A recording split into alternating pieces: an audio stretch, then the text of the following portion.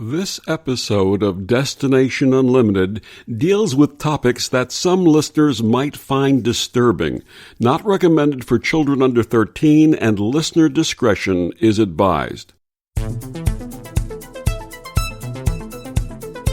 My name is Victor Fuhrman.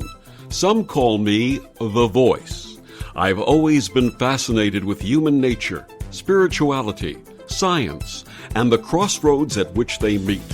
Join me now and we will explore these topics and so much more with fascinating guests, authors, and experts who will guide us to Destination Unlimited.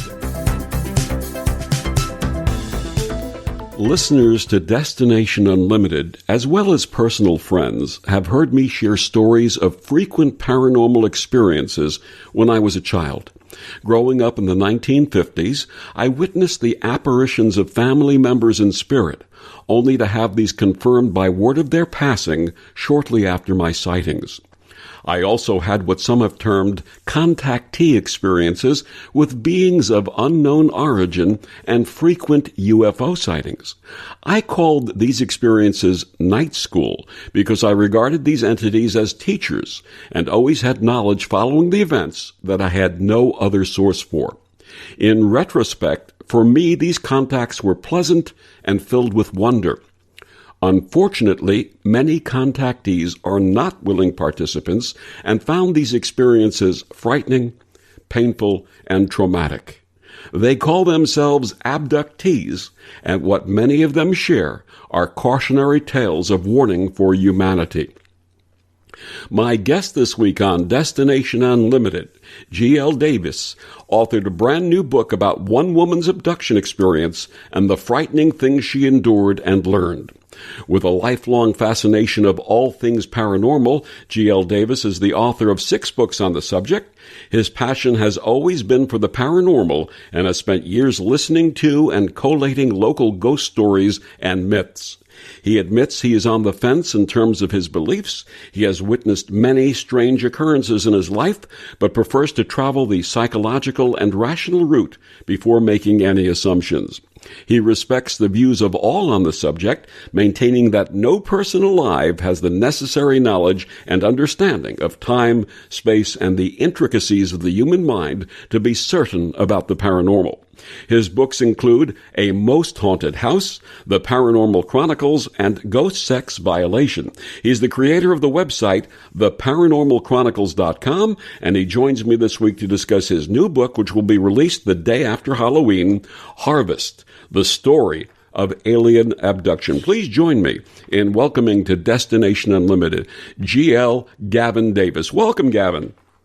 Oh, hello, Victor. Thank you so much for such a wonderful introduction, and thank you so much for inviting me to be on your show. I am a huge fan. You have got a voice to die for, and I'm so very humbled and thrilled to be on this amazing show with your amazing listeners. And thank you so much for this wonderful, wonderful opportunity. Thank you. Thank you, Gavin.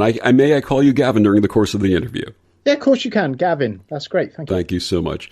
Gavin, please share with our listeners your early life and how it led to your interest in all things paranormal. Well, as synchronicity would have it, my paranormal life began when I was around 10 years old. I'd had some experiences when I was younger. I had an imaginary friend that turned out wasn't that imaginary and was a well-known ghost at a local mill that we lived in. But when I was 10 years old, our teacher read us a book called The Uninvited, which was based on true accounts of a huge UFO flap that had happened in my home county of Pembrokeshire in the late 1970s to the early 1980s, which was this prolific UFO hotspot of activity, strange beings, strange events. Everyone and their mother literally was seeing UFOs in Pembrokeshire. So our teacher, on one summer's afternoon, read us this book. And it terrified me. I was absolutely terrified. I was 10 years old. I went home. I was crying, thinking about disembodied hands and space aliens would come into my bedroom and attack me, as had happened to these people living in my area a few years before. And my dad came in and he said, "What's up?" And I told him that I was very upset. And he said, "Have you ever seen a ghost?" And I thought I had. And he said, "Yes." He said, "Did it hurt you?" And I said, "No." And he said, have we ever seen like a UFO? And we had. It did frighten us, but it didn't do anything. We just saw this very, very bright light just skimming above the clouds, and then it just leapt up vertically in a bright flash. And me and my father ran home, and he said, were you scared? And we were, but I didn't admit it. And he said, it didn't harm us, though. We were fine. And he said, whatever there is out there, the paranormal, it's a wonderful adventure to be explored. And he said, it's the living that will do you more harm than anything in the paranormal.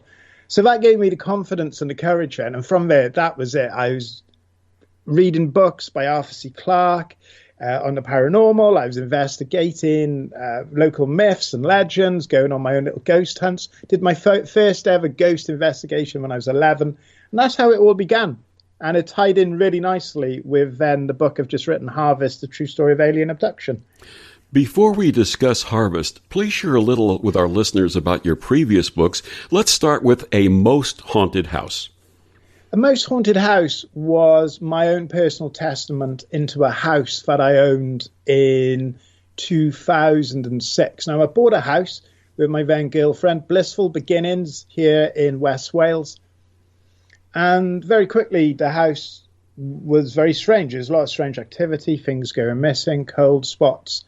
And it's all very well being interested in the paranormal. It's all very well having an enthusiasm for the paranormal. But when you're suddenly living in it and you're trapped in it, because people say, oh, when you're in a haunted house, why don't you just leave? When you're tied to a mortgage, all your belongings are in there. All your savings are gone into purchasing a new house. It's very difficult. And this house was profoundly haunted. So I took the opportunity. I'm profoundly dyslexic. So I put finger to keyboard and I wrote the entire account of what happened to me and that girl and put it in A Most Haunted House, which went on to sell over 75,000 copies and really kind of launched my career as an investigator. And it was a terrifying house where we thought we were the victims of a home invasion. The house was turned upside down, but when we came downstairs, there was nothing. There was strange disembodied voices. I thought I'd had an encounter with a very old woman. I had a conversation with a very old woman that lived in the house. It was just a terrifying experience. So what I did was I tried to work out, was the house haunted, which was making us depressed because I ended up becoming an alcoholic. My girlfriend at the time, she had an affair. It just smashed our relationship like glass. Within 3 months, we were over. She had the house. I was an alcoholic. I was homeless for a bit. And it had a huge, profound effect. So I was trying to understand, to discern if was the house haunted and it made us that way, or were we just suffering the grips of alcoholism, depression, adultery, all those negative aspects in life, which made it assume that there was a paranormal incident happening.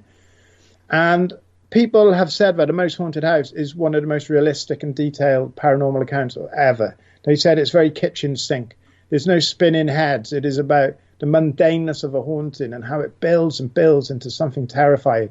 And, you know, if you are into the paranormal, I highly recommend you give it a go because it is a huge part of my life. And I think a lot of people out there, they've had very, very similar experiences. And I think it might give them some relief to know that they're not the only ones. I read that ghost sex violation created a bit of a controversy. What happened? Ghost sex violation was my follow-up to A Most Haunted House. I interviewed a lady in Pembroke Dock right here in West Wales who claimed, very much like Doris Biver in the Entity case, that she'd been sexually abused and paranormally assaulted by a ghost and a demon. So I spent around 2 or 3 months interviewing her, brought in a female psychologist, interviewed a son, interviewed this lady's mother, and pieced together this investigation of paranormal assault and of a very, very creepy haunting. And it ended up being one of the most controversial books of 2014. I received many death threats of people who felt very, very challenged by it. It was raw and brutal and graphic. I went into the detail of the sexual assault in great detail, not as a form of erotica. There certainly isn't 50 Shades of Ghost. And if you are looking for some titillation, you will not get it with this book. This book is brutal in every conceivable sense.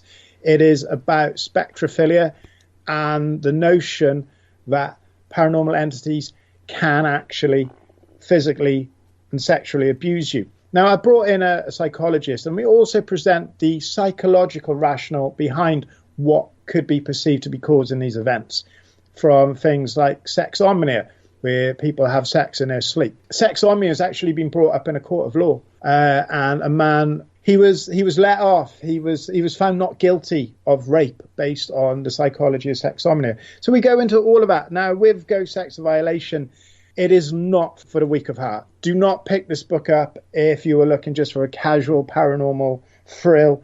This book is terrifying, it's brutal, it's graphic, and 6 years on, it still gives me nightmares to this day to what happened to that woman. Is that something in your follow-up investigations that happens frequently? Because it seems to be a rare occurrence. After Ghost Sex Violation was released, I got a notification. I got an email from a couple who claimed that they actually lived in the house I lived in a most haunted house. So I interviewed them as well. They verified that they had actually lived in a house at the time before I lived there, and they had very similar accounts to me. So I took their account and my account and all the research and put it into a brand new book called Haunted Horror of Haverfordwest, which is out there. It's available on Amazon and through Sixth Books. And the people who lived in the house before me, their paranormal encounters were amplified by a million compared to what happened to me. What happened to them was terrified.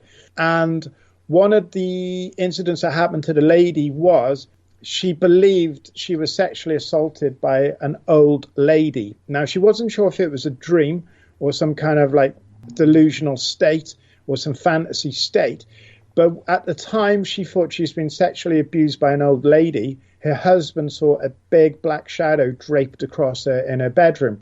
So paranormal sexual assault is more common than what you think. Now, unfortunately, there's people out there think that because, especially now during COVID, there's a lot of lonely people out there, and people need that familiarity or sexual gratification or just that intimacy.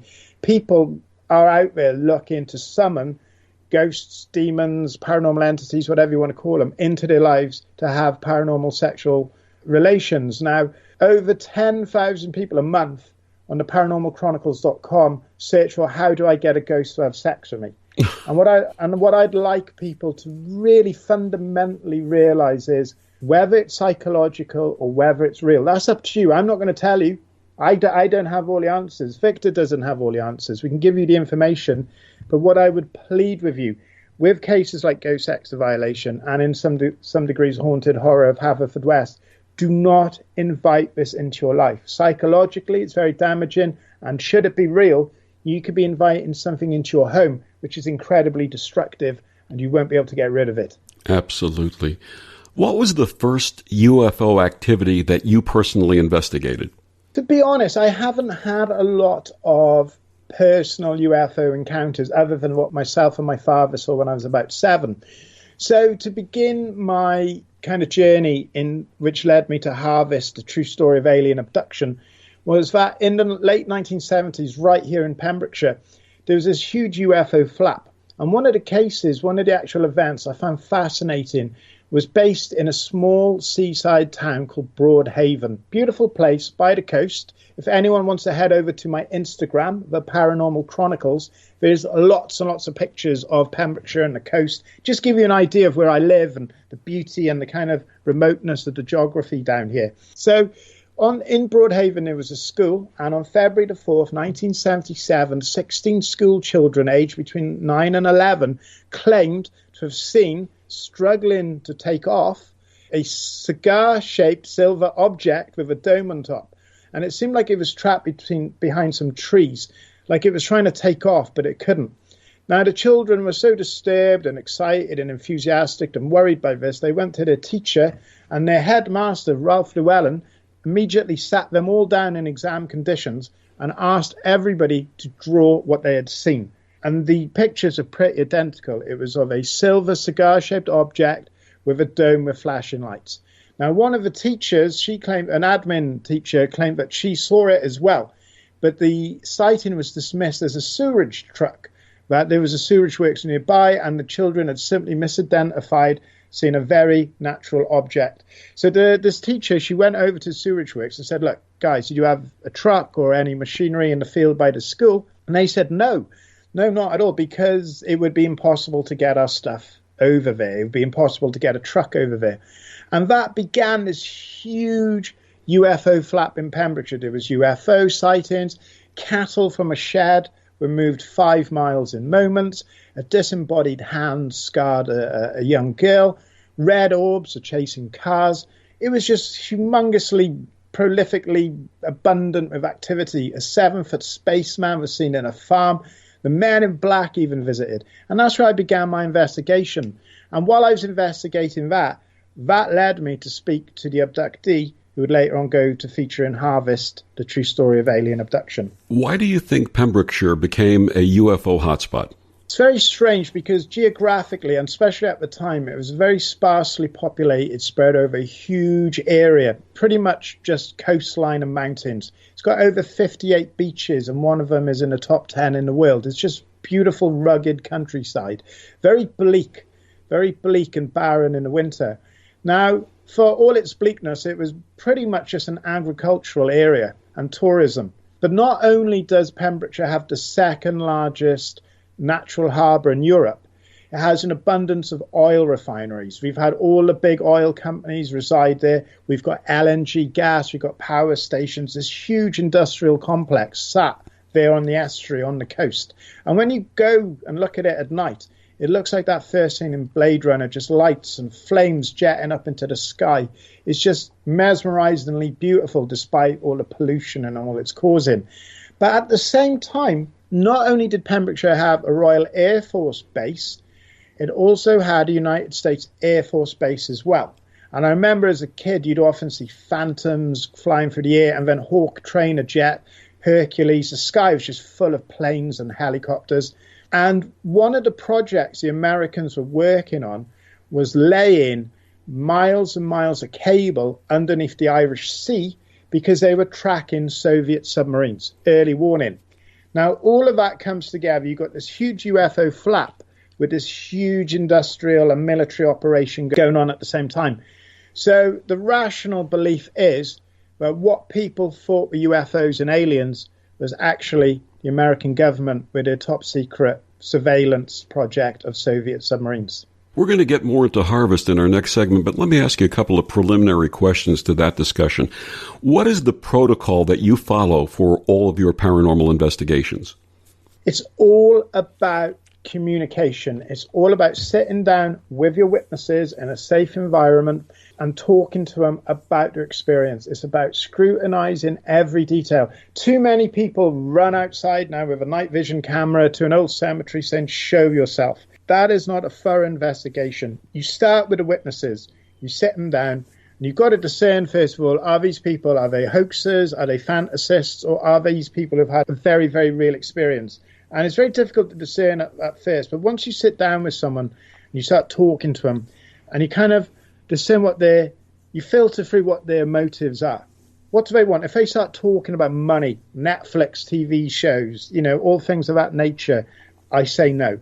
It's the people that are wary, they're shy, they're almost embarrassed and ashamed to be talking about this.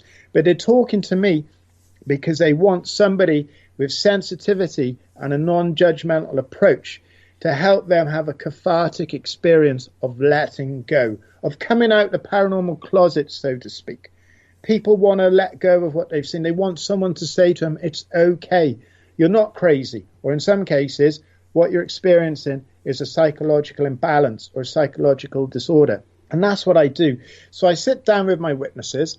I sit down, and the interviews can take months, sometimes years.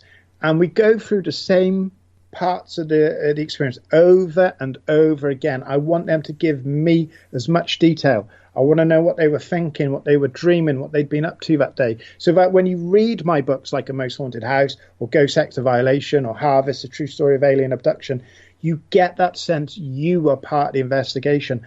I will give you all the information and I will let you decide. Not once will I ever tell you this is real, this is true. I will let you decide. So communicating and talking and listening. The listening is a huge part of it. When you're speaking to someone who's had an event, don't just brush over it. Don't have a 5-minute chat. Oh, what did you see? I saw a ghost. I saw a headless horseman running down the road. Talk to them. Find out what happened before, what happened later, what happened to them on a psychological level, emotional level, physical level. Find out as much information as you can. And that's how I kind of set up these investigations. I don't go out anymore. Since I had a mini stroke in 2017, I don't go out like I used to. It's too tiring. I prefer spending my time with people and get into the brass tacks of their experience. Absolutely. My guest is Gavin Davies. We're talking about his new book, Harvest, A True Story of Alien Abduction. Gavin, before we take our break, please tell our listeners where they can get your books and find out more about you and all of this amazing work you do. Thank you, Victor. So Harvest, A True Story of Alien Abduction, it is available wherever books are sold. Okay, you can get it on Amazon. It's already been #1 in its Kindle category in America, Canada, Britain, and Australia. So you can get it on Kindle. You can get it. You can find more information at www.sixth-books.com. That's my publisher, who I also work for. So if any budding paranormal writers out there, please get in touch with me through www.sixth-books.com and also the paranormalchronicles.com. You can contact me about your experiences, read some of my news stories, read some of my bits of my books. You can just keep in touch that way. A Most Haunted House, Ghost Sex Violation, and Haunted Horror of Haverfordwest, they're available wherever books are sold. And we'll be back with more of Gavin and Harvest, A True Story of Alien Abduction, after these words on the OMTimes radio network.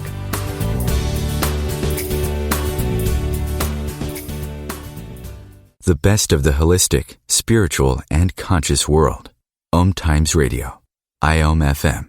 OMTimes Magazine is one of the leading online content providers of positivity, wellness, and personal empowerment. A philanthropic organization, their net proceeds are funneled to support worldwide charity initiatives via Humanity Healing International. Through their commitment to creating community and providing conscious content, they aspire to uplift humanity on a global scale. OMTimes, co-creating a more conscious lifestyle. Hello, I'm Lisa Berry. Join me every Monday at 1 p.m. Eastern Time for Light on Living. A chance to see new, hear different, and feel more as I shine the spotlight on all the ways to lighten the load of life's challenges. Light on Living is your link to that new way you're looking for, that new understanding that will enhance your life, and that positive connection that will support your growth. So join me and you'll gain insight and start to see things in a new way that motivates you. A social distancing tip. Putting distance between yourself and others is critical to slowing the spread of coronavirus. So here are ways to stay in contact without the physical contact part. Call, send a text, set up a video conference, post on social media, dedicate a song on the radio. If you have symptoms of fever, dry cough, and shortness of breath, call your healthcare provider before going to their office. For more info, visit coronavirus.gov. Let's all do our part, because we're all #alone together. Brought to you by the Ad Council. Know that feeling? Like every door is closing and you just can't see a way out? Being unemployed, underemployed, or just out of school can feel like that. But when you find the right tools, suddenly everything just clicks.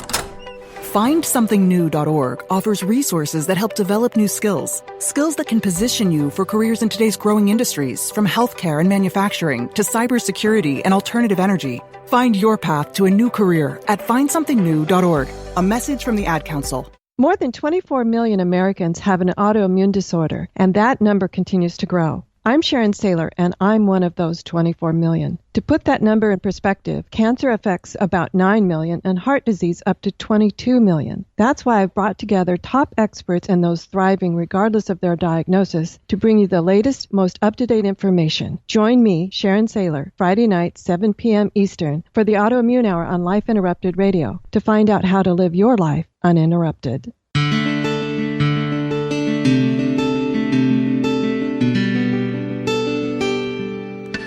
Back on Destination Unlimited, my guest this week is Gavin Davies, and we're talking about his new book, Harvest, A True Story of Alien Abduction.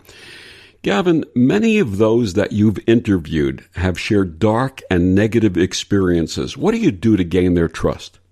First of all, once we've had that kind of feeling out process of, what's my motive, what's their agenda, once we kind of come to that happy medium that neither of us are looking to exploit this, we're not looking to sensationalize this, I explain what I'm going to do. Now, because of the society we live in, unfortunately, many of your listeners out there, they're absolutely great because they understand that there is more to this life, more to this world, more to this universe than meets the eye.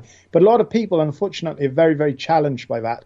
And it can be very damaging, some of their attacks. Victor, you know yourself, you put something online, before you know it, it's like flies to muck. You've got all these people coming at you saying, what a load of rubbish, effing and jeffing at us. It's been very unpleasant to us.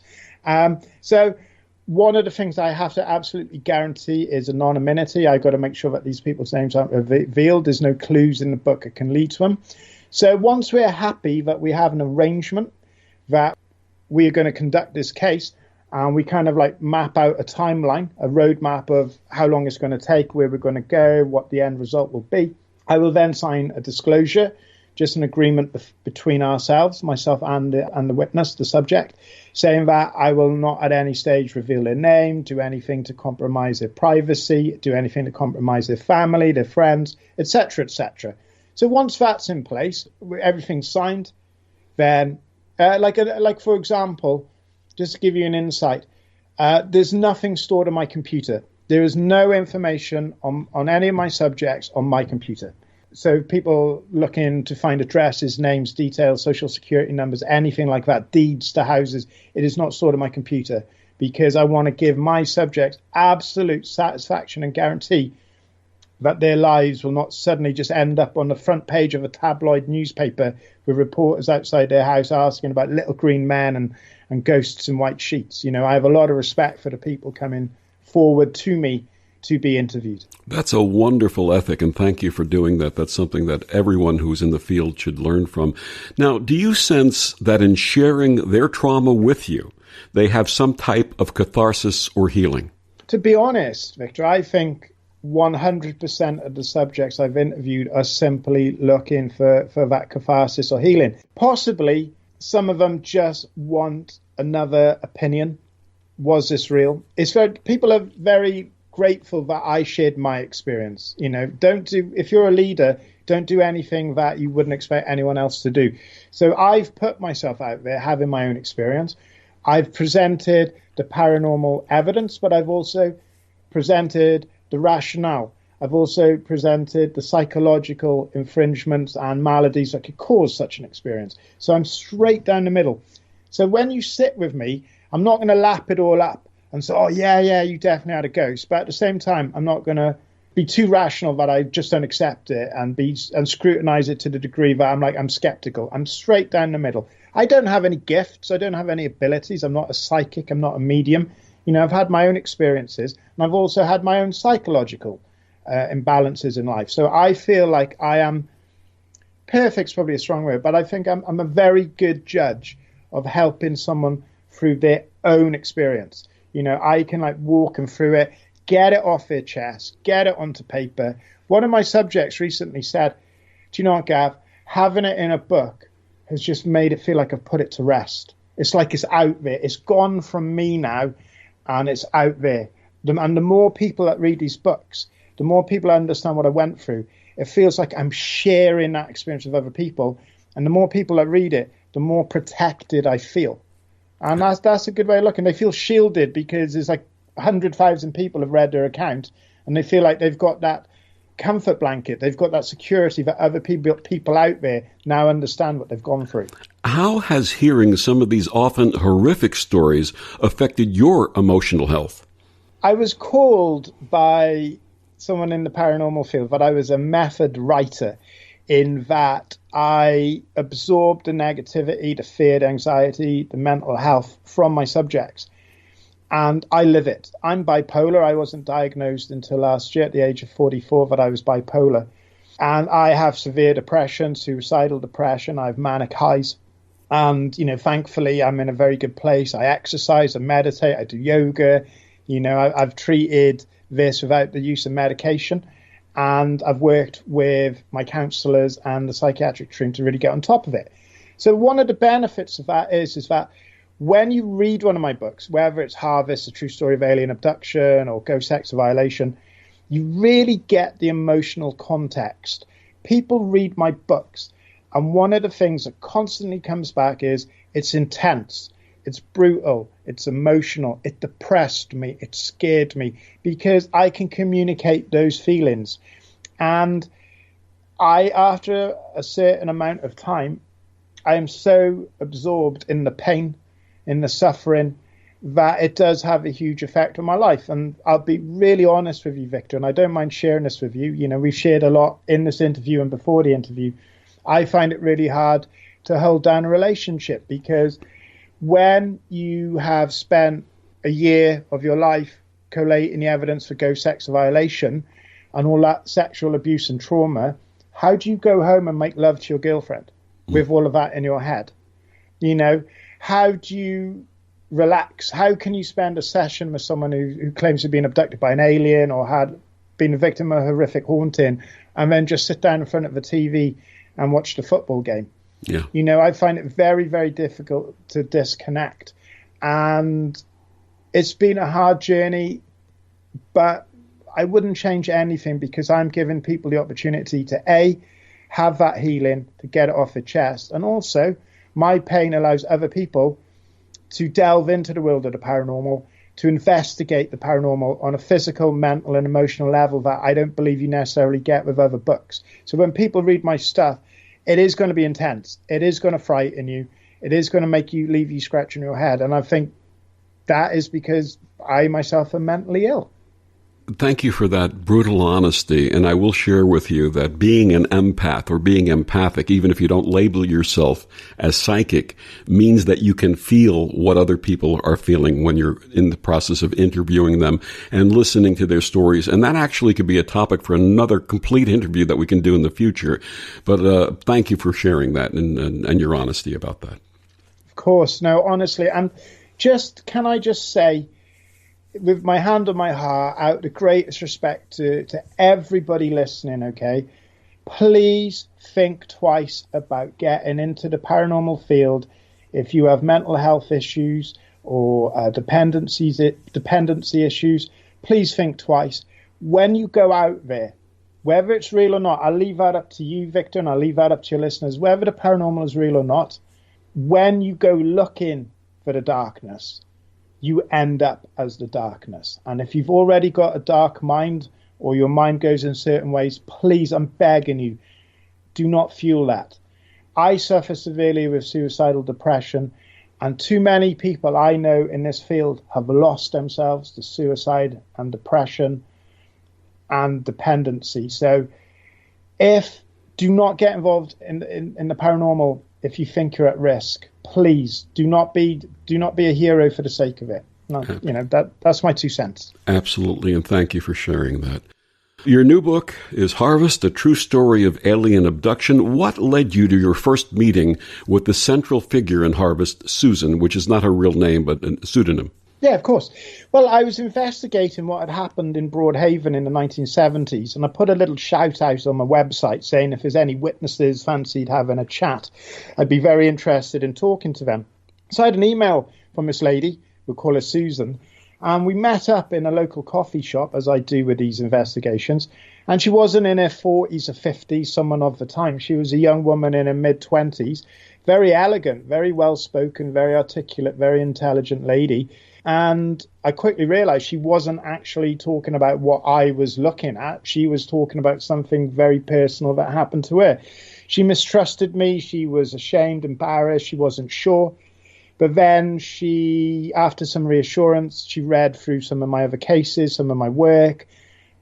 She then got back in touch and we began the investigation into Harvest, the true story of alien abduction. And I've investigated hauntings, dimensional beings and spectrophilia, the ghost sex phenomenon. But this was something so different, Victor. This was so terrifying because this is something that could affect every man, woman and child on the planet.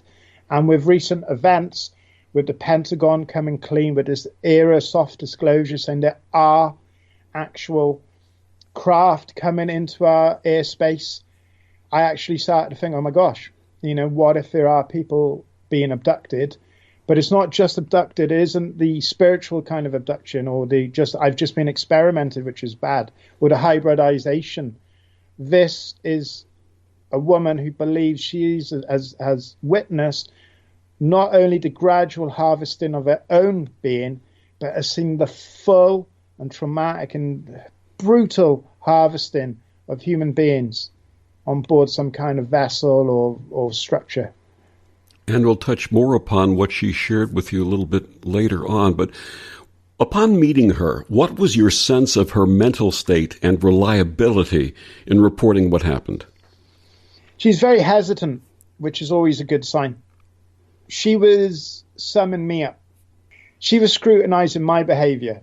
And I was dealing with an incredibly intelligent woman, incredibly articulate, a woman who had studied to be in a profession that was not to be, a woman who was from fine stock, as we would say. She's from a very career-driven and professional family, and her whole life just went into chaos. Now, when I first went to her home was, she had such sophisticated reading tastes, music tastes, art tastes. This was a woman who was well read. She had lots and lots of books on psychology and how the human mind worked, which made me think, was this woman living in part of her own fantasy? Was she deluded, or was she just fabricating a story? But there was no motive to it. There was nothing in it. She hasn't had a penny from this. She's not sat here talking to you right now. She's not on daytime TV. She's not in negotiations with Netflix about a series. And the more I spoke to her, this coldness she had just started to melt. And who I was talking to was a terrified young woman who had lost everything she was working for from something she didn't understand. Her life was roadmapped, Victor. She was given the silver spoon and the silver platter. She was going places. You know, by the time she was 30, she would have been riding high in a very successful career, earning great money. She was an attractive woman. You could only imagine she'd have a good relationship, children, all the good things in life. And this was a woman who, until these events happened to her, had no interest whatsoever in the paranormal. This was not on her radar. She wasn't religious. She wasn't spiritual. Her family would go to church to do the dutiful things like Christmas Mass, weddings and christenings and whatnot, funerals. But she wasn't a religious person, and this whole thing just derailed her entire life. Now, there were some incidents not directly related to Susan's experience that corresponded with her experience. What were those? Some of the events she encountered, other people actually witnessed at the same time.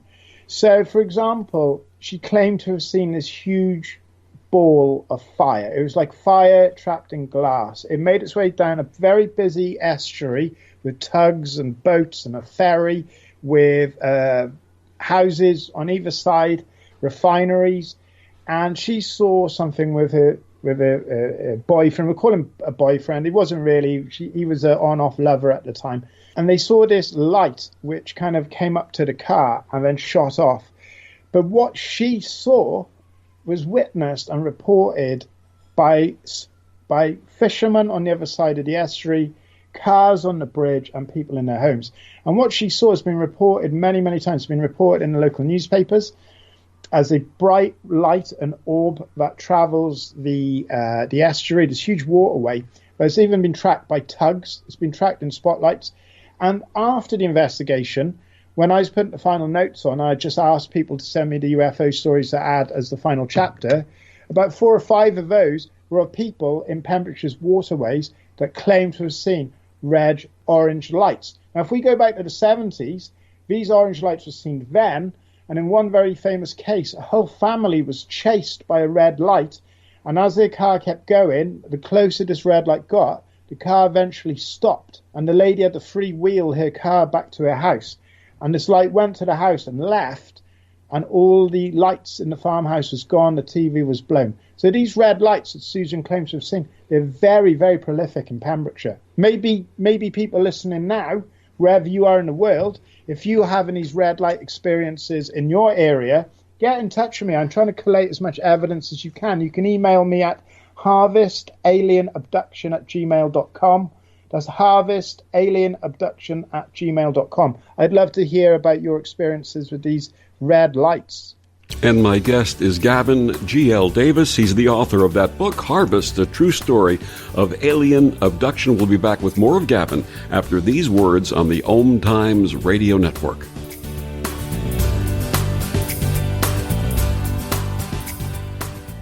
Ascending Hearts is no ordinary dating site, but a spiritual dating site with a purpose, to link you with your soulmate. We engineer the serendipity so you can trust that you will attune with someone that has the same matching vibration as you. Ascending Hearts, the conscious dating site for the spiritually aware. Try Ascending Hearts for free. AscendingHearts.com. I'm Kathy Williams, host of Sexy Mom Abundant Life radio show on Thursdays at 5 p.m. Eastern, 2 p.m. Pacific. On the show, we explore living abundantly in every area of your life. Ways to let go of limiting patterns and beliefs and to step into the flow of creativity and possibility, knowing you are supported by the universe. Hey everybody, it's time for today's STEM tip. Want to know how to make your selfies even better? Okay, let's use science. The best time for photos is golden hour. That's the moment right before the sun sets, when the atmosphere scatters blue and violet wavelengths, making perfect, soft, and golden selfie light to show off that beautiful face of yours. Click.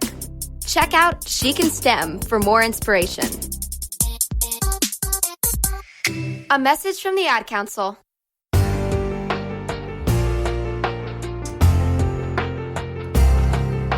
Vox Novus expands the horizons of Destination Unlimited, providing a platform for popular culture, lifestyles, interfaith spirituality, personal empowerment, environmental concerns, inspiration, and so much more.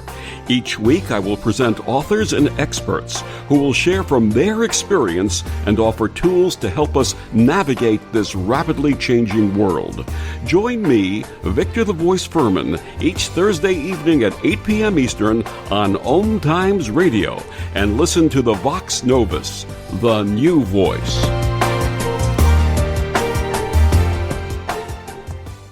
Hello, I'm Sandy Sedgbeer, host of OMTimes Magazine's flagship radio show, What is Going On?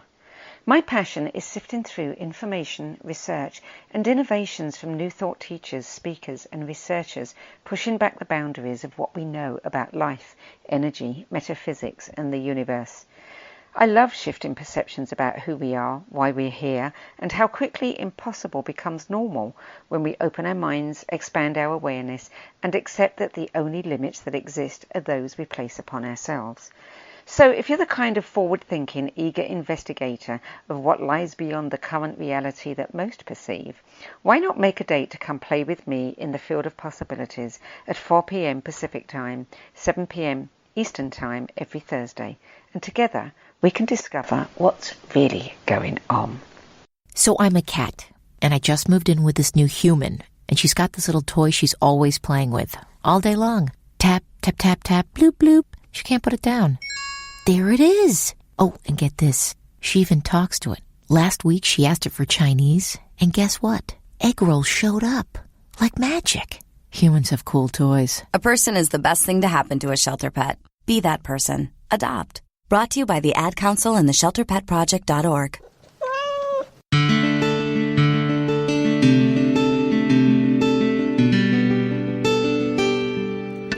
Back on Destination Unlimited, my guest this week is Gavin G.L. Davies. We're talking about his new book, Harvest, a true story of alien abduction.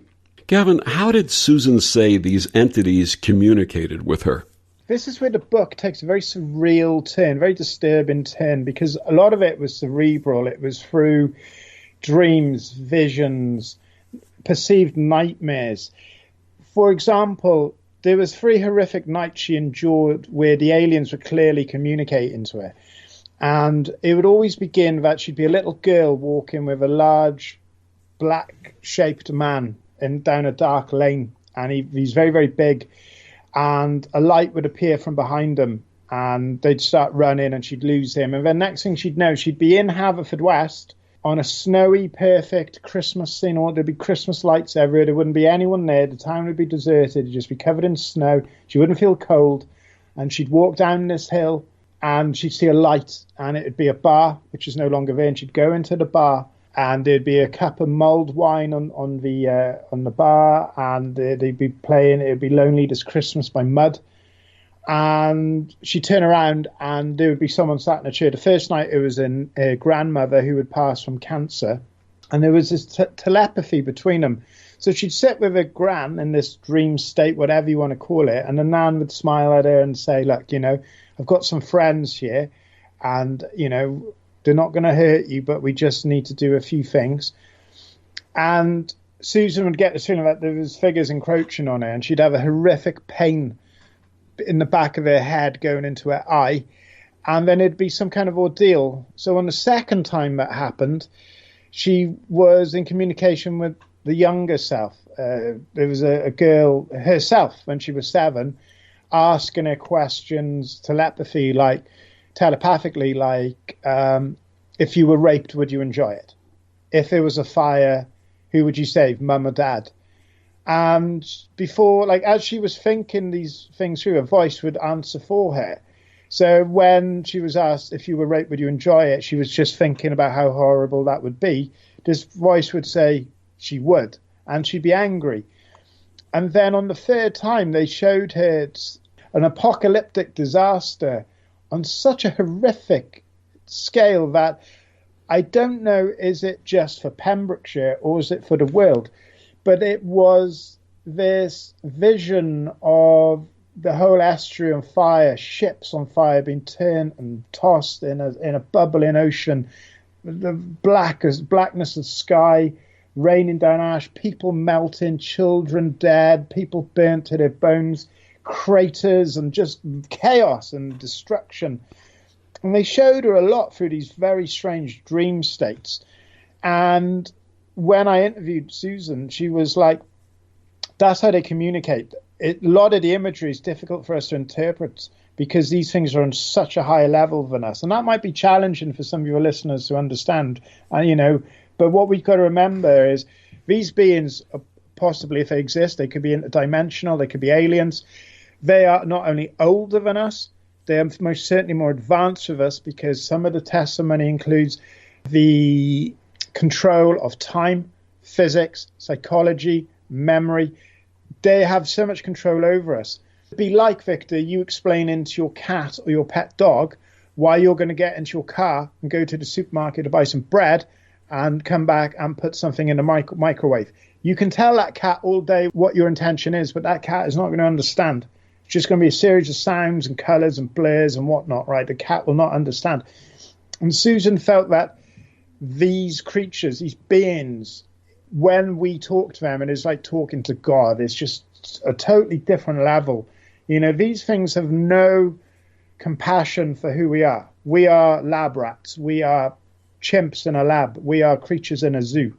We are lobsters in the restaurant. These things have they've got no compassion or empathy. Empathy, yeah, thank you. They have no compassion or empathy for who we are. We are simply just this resource to them. And the reason the book is called Harvest, The True Story of Alien Abduction, after the first night of interviews, Susan said to me, these creatures, they're going to come back for me and pluck me like corn from the earth, right? Because Susan didn't even see us on the level as animals compared to the significantly advanced power of these beings. But we were merely corn. We were just a plant. We were just a weed. They can come and go as they wish into our lives and interact with us in whatever fashion they please. And guess what? There is nothing we can do. So what is their motivation for doing what they do? It's speculative in terms of we don't know. It could be to harvest us as we harvest animals. It could be that they use us as a commodity.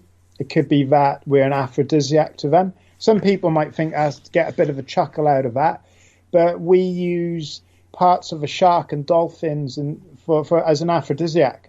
some guy in China or Japan's getting his rocks off because we killed a dolphin and harvested certain parts of its body, of its anatomy, or we've drained an oil or something from it, a chemical or a pheromone. So hybridization was one possibility, but they are entirely harvesting human beings on board. We don't know what it is. Is it a spaceship or is it a manufacturing plant? We don't know what it is. It was just this huge cavernous cathedral-like structure, this place where Susan claims she saw hundreds, if not thousands, of women being shepherded into various areas where some were just being scraped in the vagina and anus region, the mouth, the eyes, the nose. Some were having grafts taken off them. Some people were up there giving birth where the children were being taken away. And some, she claimed, were women who were older or suffering with, diseases she could only imagine, things like Parkinson's or dementia, where they were being harvested entirely until everything was sucked out of them and there was just like some skin left. So we don't really know their motive. Is open for speculation. This isn't a spiritual encounter. This isn't a positive encounter. These are coming into our world and treating us the same way we treat cattle. We put cattle in a field, we put them in a van, we put them in a truck, we put them in the abattoir, we put a bolt in their heads, and we eat them. What would Susan like the rest of humanity to know? Susan sees this as a warning. It's not just cathartic, it is a warning. If you think about it, right, she claims that she saw thousands of people on board this place. We can't call it a spaceship or a base. I don't know how to describe it. What I want people to do is read Harvest, A True Story of Alien Abduction. And because so much is open to interpretation, I want people to read it and then email me their interpretation, because the more people that read it, the more sense we can make of it. All of us can become investigators in this case, and we can all give our ideas, right? Susan wants this to be a warning, right? She wants our governments to take this seriously. She wants the people who are supposed to protect us, the police, the military, to take this seriously. There are people out there waiting, looking at their doors, waiting for people who've gone missing to come back into their lives. But no, those people are gone. They have been abducted and they have been harvested. On average, 625,000 people in America go missing every year. Of course, the majority have explanations, murders, suicides. They just had enough or dropped out. But if just 1% of those have vanished into thin air with no explanation, where did they go? One person goes missing every 90 seconds in the UK. An island. 30,000 people a year go missing every year in Australia, right? People are going missing. Now, the United States government this year, in 2017 and later this year, said that there are aerial phenomena that are outmaneuvering our best pilots and our best aircraft, right? So these things are coming into United States airspace, right? So if these were, for example, Chinese, Russian, and North Korean aircraft coming back and forth unchallenged into American airspace, how would that make you feel as a nation? What if those same people were taking your family, your friends, people from your community and abducting them, torturing, experimenting and harvesting like animals? We would go to war. And we have to ask our governments to help us, to protect us if they can. And that starts with the truth. Susan and her account in Harvest, The True Story of Alien Abduction, is not the only one. There are thousands of people every month, hundreds of thousands over decades, and maybe millions over centuries. So what we need to do, what Susan wants, is to let's start taking this seriously and let's stop the harvest. It's in our hands. It begins with shows like yours, Victor. It begins with the listeners now. It begins with Susan. It begins with Harvest, The True Story of Alien Abduction.